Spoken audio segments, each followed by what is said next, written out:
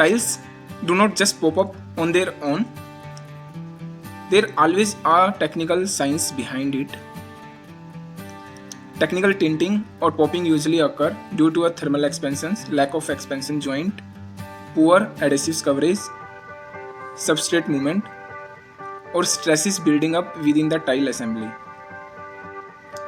When that stresses has nowhere to go, the tiles lift or debond. Tiles do not fail because they expand, they fail because the movement was not properly accommodated.